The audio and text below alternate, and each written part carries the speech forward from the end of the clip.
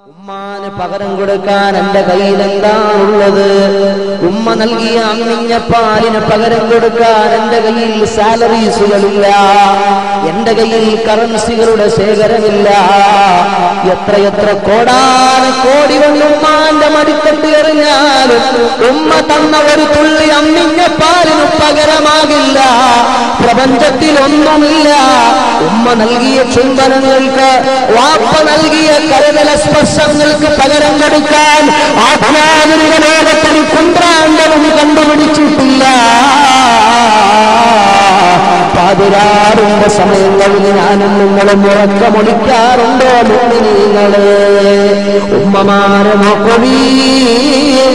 ഞാൻ എന്റെ കുഞ്ഞുനാളിൽ പാതിരാത്രിയുടെ ഏതോ യാമത്തിൽ ഉണർന്ന് കരഞ്ഞപ്പോൾ എന്റെ കരളിന്റെ കരളായ ഉമ്മ എന്നെ വാരിയെടുത്ത് ഉറക്കമൊളിച്ച് പാതിരാത്രി മുഴുവനും താരാട്ട് പാടി എന്നെ ഉറക്കില്ലയോ?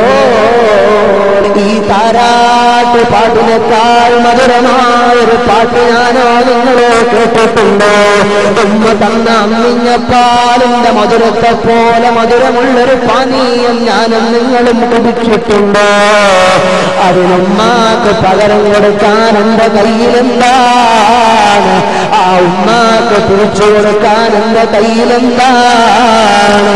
ആരംഭപ്പൂവായ ഹബീബ് പറഞ്ഞത് കണ്ടോ? മുതലാളിയാകട്ടെ, പ്രമാണിയാകട്ടെ, പൗരപ്രമുഖനാകട്ടെ, പ്രൈം മിനിസ്റ്ററാകട്ടെ, രാഷ്ട്രീയ മേലാളനാകട്ടെ, പ്രസംഗിക്കുന്ന മുസ്ലിയാരാകട്ടെ, ഏത് വലിയ വലിയ വലിയ ആളായാലും എടാ, നിനക്ക് സ്വർഗം എവിടെയാണെന്നറിയുമോ? നിനക്ക് സുവനം എവിടെയാണെന്നറിയുമോ? അൽ ജന്നത്തു തഹ്ത ഖുദാമിൽ ഉമ്മഹാത്. ഉമ്മാന്റെ കാൽപാദത്തിന് ചുവട്ടിലാണ്, വാപ്പാന്റെ കാൽപാദത്തിന് ചുവട്ടിലാണ് എനിക്ക് സ്വർഗമുള്ളത്. ആ ഉമ്മാന്റെ തൃപ്തി വാങ്ങിയാണ് ഞാൻ സ്വർഗത്തിൽ പോകേണ്ടത്.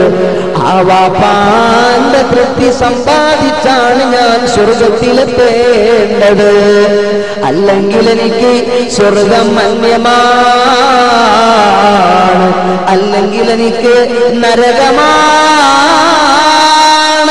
ഉമ്മാന്റെ തൃപ്തിയിലാണ് അല്ലാഹുവിന്റെ തൃപ്തിയുള്ളത്. വാപ്പാന്റെ തൃപ്തിയിലാണ് അല്ലാഹുവിന്റെ തൃപ്തിയുള്ളത്. ഉമ്മാന്റെ മുഖത്ത് നീ ദേഷ്യത്തോടെ നോക്കല്ലേ മോനെ? ഉമ്മാന്റെ മുഖത്തെങ്ങാനും നീ ദേഷ്യത്തോടെ നോക്കിയാൽ